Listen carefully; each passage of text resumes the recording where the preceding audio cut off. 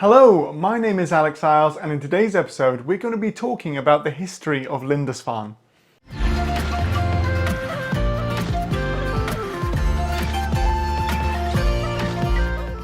Welcome back. It's great to have you with us.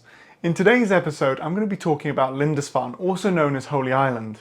Now, Lindisfarne is probably most famous for the Viking raid that occurred in 793 AD, when the Vikings assaulted the monastery on Lindisfarne, which is roughly where the village of Lindisfarne is today. So if you look down here, there's the village, and there's the blown up one right up there. Now, Lindisfarne today is a small village and an island off the northeast coast. And the really interesting thing about the island is that it's only an island for half the time. Twice a day the tide goes out and you can access Lindisfarne by a little causeway you can just see right here behind me. And when you've got that little causeway you can drive onto the island, but then every day the tide comes back in and the island gets cut off from the rest of the coast around it. And when it gets cut off from the coast around it, it's inaccessible. This made it a perfect location later on for the monks to set up, but I'll come to that in a little bit. Going right the way back to the end of the last ice age, we know that hunter-gatherers were using Lindisfarne as a location, as a base to go out, to forage and to hunt from, and then establish themselves on there.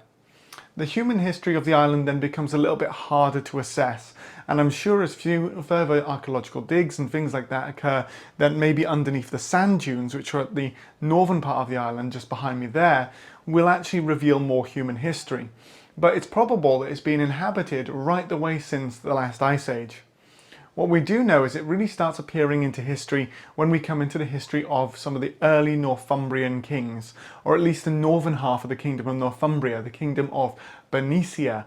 When you've got the kingdom of Bernicia, that was then ruled by a dynasty started by a king called Ida. And Ida was a ferocious warlord who eventually caused for a coalition of 4 British kings to come against him. You can see the full story on my episodes in my Bamburgh Castle series. But when Ida has this coalition of British kings who come against him, he is then besieged on Lindisfarne, and it's probable he was probably besieged just down here where Lindisfarne Castle is today. And Lindisfarne Castle is actually a Tudor castle built by Henry VIII and then added to by Elizabeth I to help against feared Spanish invasion during their reigns. But there is a likelihood that there could be an earlier form of either British or Anglo-Saxon fortress on the rocky outcrop, which is volcanic rock, the same volcanic rock that Bamburgh Castle's built on, and Hadrian's Wall, or sections of Hadrian's Wall as well. So that volcanic rock has been used throughout the whole of the northeast of England as foundations for fortifications and defences. When the coalition of British kings comes against Ida, they then besiege him, but they get jealous of each other, and one of the most famous ones, Urin, is murdered by another one of the kings. This causes the coalition to fall apart. Ida is able to escape, and he then goes on to establish his family at Bamburgh, and then his descendants then expand the kingdom. It's important to note that the name that we have for the island today, Lindisfarne, isn't what the British or the Celtic peoples would have called it. They would have called it Mercat, which means the healing island. So we can see its significance already, possibly for a spiritual or a healing aspect, right the way back into this sort of early medieval period, which some people as well call the Dark Ages. We get Ida's grandson, Aelfrith. And when we get Ida's grandson, Aelfrith, he actually establishes the kingdom of Northumbria, uniting together the southern part, the kingdom of Daria, and northern part, Bernicia, to form the kingdom of Northumbria, or the kingdom of all the peoples who live north of the Humber. When he creates this kingdom, he is then a very powerful king until he is killed in battle by his brother-in-law. When he is killed in battle by his brother-in-law, his wife and his children go over to Iona on the west coast of Scotland and seek sanctuary in the kingdom of Daliada.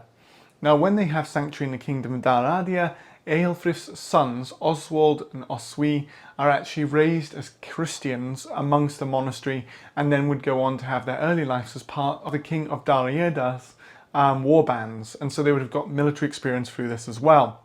But when they grow up as Christians, their uncle Edwin basically dies in battle against a Welsh prince, Cadwallon. And then so what happens is Oswald's older half-brother tries to reclaim the kingdom of Northumbria, but gets also killed by Cadwallon as well. As Oswald comes across to the Battle of Heavensfield, defeats Cadwalla in battle near Hexham, and then proceeds to become King of Northumbria. He wants to establish his kingdom as a Christian kingdom, so he invites monks over from Iona to establish a monastery or a small group of churchmen at Bamborough. It isn't very successful, so they go back to Iona and basically say there's no point in proselytizing to the English, that they are the devil's own children and it is pointless. So the monks at Iona are a bit disheartened at this because they've got a royal invite to set up a monastery and a religious group in and around Northumbria. So because of this, what happens is that another monk speaks up, and this is Aidan. And Aidan basically says, look, I'll have a go. And he then comes across and he establishes a church in Bamborough, and then Oswald grants him the island of Lindisfarne behind here. And because it's an island twice a day, this is perfect because it's cut off from the land and the monks can focus on prayer and developing their monastery, and it becomes a really important and developed site and grows quite substantially. Now, after Aidan's death, we see another churchman grow up, and this is Cuthbert. And Cuthbert is a Northumbrian, he is English, and he grows up in Melrose, which is now on the Scottish borders. He decides upon a religious life around about the age of 18 after having served as a warrior fighting against other Anglo-Saxon kings from the age of 14. In fact, famously, he fought on the walls of Bamborough Castle against a warlord called Penda, who was the king of the Midlands. And then later on, he joins obviously the monasteries and follows a religious life. When he follows a religious life, he eventually ends up as Bishop of Lindisfarne and then passes away.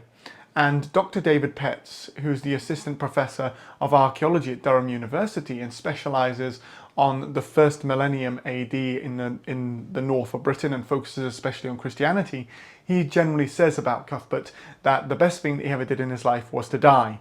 Now obviously as an archaeologist and coming at it from the point of view of viewing Lindisfarne as a ruin and archaeological site, David Petts is being a little bit funny there, but I really enjoy how he says this. Because what happens is obviously Cuthbert has a massive impact on his during his lifetime. He's a very powerful religious leader within Northumbria, but now that he's dead, his body can actually go through the process of sanctification. So he's buried, and for 10 years, his body stays underneath the church at Lindisfarne. And when he stays underneath the church at Lindisfarne, that would have been roughly around about here where the priory or the ruins of the priory are today. And then 10 years later, they would exhume his body, and they would generally what they would do is they'd gather together the bones of various holy people, they'd wash them and put them inside containers. So what happens is that they're expecting to wash his bones, and so that pilgrims can come, touch them and pray to obviously this saint in the northeast of England. But when they open his coffin, his body is incorrupted. They say that he looks as if he's asleep with a little bit of stubble on his chin. And so when this happens, he's then declared a saint, and they then make a shrine for him. His coffin is placed within that shrine, and people come from all over to Lindisfarne, and Lindisfarne really develops after Cuthbert's death. When it really starts developing, it becomes this huge location of great importance within the northeast of England. People want to be buried near to the shrines of these holy men, and obviously the later bishops would have already buried in and around the churchyard as well. So there were other holy men who you could be close to, and therefore that was of great importance as well to the people. And so people would come from all over, and what they would often do is they would grant land to Lindisfarne so that they could be buried on the island after their death. So the community of Saint Cuthbert here and the Bishop of Lindisfarne becomes an incredibly powerful landowner in the northeast of England. So much so that later on, the community of Saint Cuthbert is actually used as a sort of a bargaining group with the Scandinavian army, and they're granted a lot of the land that would eventually become County Durham that we recognise today. So there's an interesting thing there where not only are they religious leaders, but they are also very powerful secular leaders as well. And Lindisfarne could have had its own military forces, and it could have also had its own huge treasury as well. So you've got two really powerful individuals in the north. You've got the King of Northumbria, and you've also got the Bishop of the community of Saint Cuthbert, which would later on become the Bishop of Durham. So that's one of the sort of things there. Now, one of the interesting things about the dig on Lindisfarne that's going on, which I'll do another video about, is the discovery of that After the sort of the Viking raids and the great heathen army invading Britain, we've actually got a history by a guy called Simeon of Durham, and he suggests that the community of Saint Cuthbert took Saint Cuthbert's relics and they went across first of all to a place called Norham on the mainland, and then from Norham they went to Whitthorne in Dumfries and Galloway, then from Dumfries and Galloway into the Lake District, then down to Ripon, and they got turned away from Ripon, so they ended up in Chester Street for 115 years. And then from there, what happens is you have Sven Forkbeard and Canute the Great invading Britain. When they invade Britain, it's no longer seen as safe to actually be around Chester Street, so they take St Cuthbert and his relics back up to Lindisfarne for a year, and then they're granted land by Uhtred the Bold, the Earl of Northumbria, which is Durham, and then Cuthbert's relics have remained at Durham since then. And what's happening is when the excavation's going on at Lindisfarne, they're finding the story is a lot more varied than people are realizing. It doesn't seem like all the monks abandoned Lindisfarne, maybe only a small group did, and it's maybe only that some of the relics of St Cuthbert actually left Lindisfarne. Some of them may have just been taken from Lindisfarne across to Norham, and then from there as well, other relics may have ended up in other places too. But it seems that there is maybe a history that we know, that we've been told by Simeon of Durham, because he didn't have all of the sources. And actually what we're discovering now from the digs on Lindisfarne is that there may be a much more interesting story. And then later on, the Normans come along and they re-establish Lindisfarne as a religious site again in the late part of the 11th century. And then when they re-establish that, what happens is that it then is a Norman founding and continues right the way through to King Henry VIII's confiscation of the monasteries. And when it then occurs during King Henry VIII's reign, is that the priory is destroyed and then Lindisfarne ceases to be this really important location in the north of England, and the islanders see an economic decline until obviously the re-establishment of pilgrimage again in the 19th century, where more and more people now go to the island, some for spiritual reasons but others for tourism, and it's now seen as sort of another boost again, where the island has a strong economy because of this desire to go and see this amazing island off the coast of Northumberland. So that's a bit of the history of the island. As I've already said, I'm going to talk about the digs on Lindisfarne, some of my favourite finds, and also my own experience, because in the summer I went to Lindisfarne and I dug there as well. So I'll talk about that and show you some of my photos. So I really hope you've enjoyed today's video. If you haven't already done so, please do subscribe, and if you would like to as well support me further, just down in the description I also have a Ko-fi and a Patreon account, but there's no pressure whatsoever from me, only if you desire to.